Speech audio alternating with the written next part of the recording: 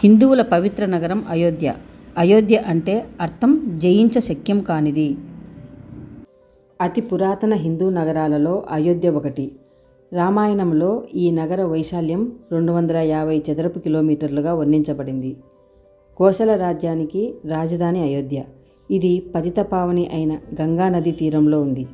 అలాగే సరయూ నది కుడివైపునున్నది. అయోధ్యను రాజధానిగా చేసుకొని సూర్యవంశరాజైన ఇక్ష్వాకు కోసల రాజ్యాన్ని పాలించాడు. 63వ సూర్యవంశరాజైన దశరథుని కుమారుడే శ్రీరాముడు. వాల్మీకి రామాయణ మహాకావ్యం మొదటి అధ్యాయాలలో అయోధ్యను మహోన్నతంగా వర్ణించారు. అంతేకాక కోసల సామ్రాజ్య వైభవం, రాజ్యంలోని ప్రజలు అనుసరిస్తున్న ధర్మం, వారి సంపద, ప్రజల విశ్వసనీయత గురించిన గొప్ప వర్ణన ఉంది.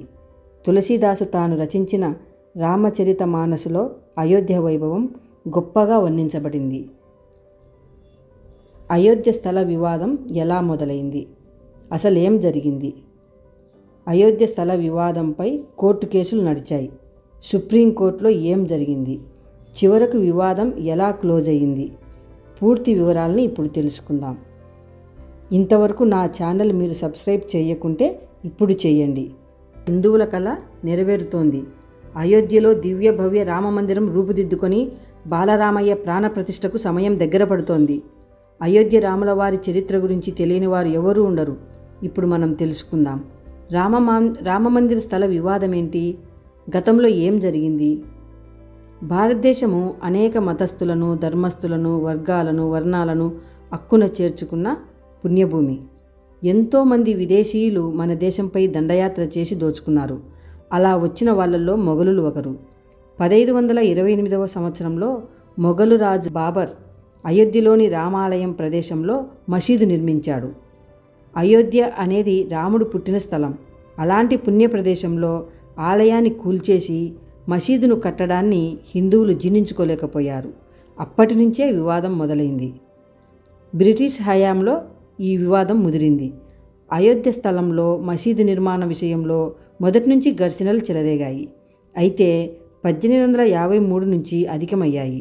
హిందూ ముస్లింల మధ్య గొడవలు ప్రారంభమయ్యాయి. ఆ సమయంలో దేశం బ్రిటిష్ పాలనలో ఉంది.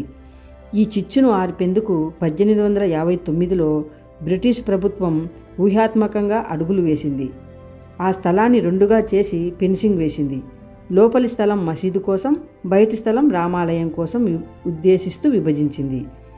అయోధ్య స్థల వివాదం తొలిసారి 1885లో కోర్టు దృష్టికి వెళ్ళింది. ఆలయాన్ని కూల్చి మసీదు నిర్మించిన స్థలంలో రాముడి ఆలయం కోసం ప్రత్యేకంగా భూమి కేటాయించాలని మహంత్ రఘుబీర్ దాస్ ఫైజాబాద్ కోర్టులో అప్పీల్ చేశారు. దేశానికి స్వాతంత్ర్యం వచ్చిన తర్వాత అయోధ్య స్థలం కోసం హిందువులంతా ఒక్కటయ్యారు. దానికి కారణం 1949లో మసీదులో శ్రీరాముడు, సీతాదేవిల విగ్రహాలు బయటపడ్డాయి. ఈ విషయమై ఇరు వర్గాల మధ్య ఘర్షణలు జరిగాయి. తర్వాత సివిల్ సూట్ను ఫైల్ చేశాయి. దీంతో ప్రభుత్వం ఈ స్థలం గేటుకు తాళాలు వేసి వివాద స్థలంగా ప్రకటించింది. 1984లో విశ్వ హిందూ పరిషత్ నేతృత్వంలో పలు హిందూ సంస్థలు, హిందువులు ఒక కమిటీగా ఏర్పడ్డారు. రాముడు పుట్టిన అయోధ్యలో రామమందిర నిర్మాణమే లక్ష్యంగా ఈ కమిటీ ఏర్పడింది. తర్వాత ఇది బీజేపీ నేత ఎల్కే అద్వానీ చేతుల్లోకి వెళ్ళింది. గేట్లు ఓపెన్ చేయాలని, హిందువులను పూజలు చేయనియాలని 1986లో జిల్లా జడ్జి ఆదేశాలు ఇచ్చారు. విహెచ్వి, ఆర్ఎస్ఎస్ వంటి హిందుత్వ సంస్థలు అక్కడ రామాలయం నిర్మించేందుకు ప్రచారం ప్రారంభించాయి. 1990లో చర్చల ద్వారా సమస్య పరిష్కారానికి ప్రభుత్వం ప్రయత్నించింది, కానీ విఫలమయ్యాయి. రాముడి జన్మభూమిలోని ఆలయాన్ని కూల్చేసి మసీదును నిర్మించారనే ఆగ్రహంతో అద్వానీ రథయాత్ర చేశారు. 1992లో కరసేవకులు మసీదును కూల్చేశారు. దీంతో ఇది మరింత చర్చనీయాంశమైంది. 2002లో వాజ్పేయి ప్రభుత్వ హిందూ ముస్లింల మధ్య చర్చల కోసం అయోధ్య సెల్ ప్రారంభించింది. అయోధ్య స్థల వివాదంపై కోర్టు కేసులు నడిచాయి. సుప్రీంకోర్టులో ఏం జరిగింది, చివరకు వివాదం ఎలా క్లోజ్ అయింది అనేది తెలుసుకుందాం. అయోధ్యలో శ్రీరామ జన్మభూమి మనకు రావడానికి ముఖ్య కారకుడు కేకే నాయర్. వారి పూర్తి పేరు కందగలం కరుణాకరన్ నాయర్. వీరు నిజాయితీపరులు, ధైర్యసాహసాలు ప్రదర్శించి అయోధ్యలో శ్రీరాముల దర్శనానికి శ్రీకారం చుట్టారు. బాలరాముని విగ్రహం అయోధ్య మందిరంలో హఠాత్తుగా కనిపించిందని ఫిర్యాదు రావడంతో విచారణ జరిపి నివేదిక సమర్పించాలని అప్పటి ప్రధాని నెహ్రూ ఉత్తరప్రదేశ్ రాష్ట్ర ముఖ్యమంత్రికి ఆదేశించారు. అప్పటి రాష్ట్ర ముఖ్యమంత్రి గోవింద్ వల్లభ్ పంత్ అక్కడికి వెళ్లి విచారణ చేయవలసిందిగా కేకే నాయర్ను కోరారు. నాయర్ గారు తన సబార్డినేట్తో కలిసి నివేదిక సమర్పించారు.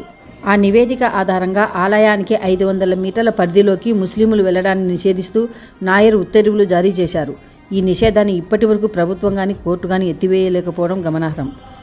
ఇది విని నెహ్రూ చిరాకు పడి కోపం తెచ్చుకొని ఆ ప్రాంతం నుండి హిందువులను తక్షణమే ఖాళీ చేయించి రాముని విగ్రహం తొలగించాలి అని రాష్ట్ర ప్రభుత్వానికి ఆదేశించాలని కోరారు. నెహ్రూ ఆదేశాల మేరకు ముఖ్యమంత్రి గోవింద్ వల్లభ్ పంత్ వెంటనే హిందువులను ఖాళీ చేయించాలని, రాముని యొక్క విగ్రహం తొలగించాలని నాయర్ను ఆదేశించారు. కానీ నాయర్ ఆ ఉత్తర్వులను అమలు చేసేందుకు నిరాకరిస్తూ మరోవైపు రాముని యొక్క పూజలు రోజు చేయాలని మరో ఆదేశం జారీ చేస్తూ పూజకు అయ్యే ఖర్చు, పూజ చేసే పూజారి జీతం కూడా ప్రభుత్వమే భరించాలని ఉత్తర్వు జారీ చేశారు. ఈ ఉత్తర్వుతో భయపడిన నెహ్రూ వెంటనే నాయర్ని ఆ పదవి నుండి తొలగించాలని ఆదేశించారు. అయితే నాయర్ అలహాబాద్ కోర్టుకు వెళ్లి తన కేసు తానే వాదించుకొని నెహ్రూ జారీ చేయించిన తొలగింపు ఉత్తర్వులకు వ్యతిరేకంగా విజయం సాధించారు. నాయర్ను తిరిగి విధుల్లోకి తీసుకోవాలని, అదే స్థలంలో పనిచేసేందుకు అనుమతించాలని కోర్టు ఆదేశించింది. కోర్టు ఆదేశం నెహ్రూకు చెంపపెట్టులా తగిలింది. ఈ పరిస్థితుల్లో అయోధ్యవాసులు ఎన్నికల్లో పోటీ చేయాలని నాయర్ను కోరారు. అయితే ప్రభుత్వ ఉద్యోగి కావున తాను ఎన్నికల్లో పోటీ చేయలేనని తన భార్యను పోటీకి నిలబెట్టాడు. ప్రజల అభ్యర్థనను అంగీకరిస్తూ నాయర్ గారి శ్రీమతి శకుంతలా నాయర్ ఉత్తరప్రదేశ్ శాసనసభ ఎన్నికల సందర్భంగా అయోధ్యలో అభ్యర్థిగా గెలిచారు. తరువాత కాలంలో అయోధ్య వివాద కేసు తరపున కె పరాశరన్ వాదించారు. 90 ఏళ్ల వయసులో 40 రోజుల పాటు సహనం కోల్పోకుండా అయోధ్య రామ మందిరం కేసు వాదించి చివరకు విజయం సాధించారు. వాదించే సమయంలో ఎంతో అకుంఠిత భావంతో, రాముని పట్ల పూజ్యభావంతో చెప్పులు లేకుండా ఒక్కోసారి 6 గంటలు కూడా నిలబడి ఈ కేసును వాదించేవారు. నేను మరణించేలోపు ఈ కేసు పూర్తి చేయాలి అని చెప్పేవారు. చివరకు విజయం సాధించి మన హిందువులకందరికీ కానుకగా రామజన్మభూమిని ఇచ్చారు. వీరిని రాష్ట్ర ప్రభుత్వము పద్మవిభూషణ్, పద్మభూషణ్ అనే బిరుదులతో సన్మానించింది. ఈ మహావేడుకకు కారణం మన ప్రధానమంత్రి మోదీ గారు.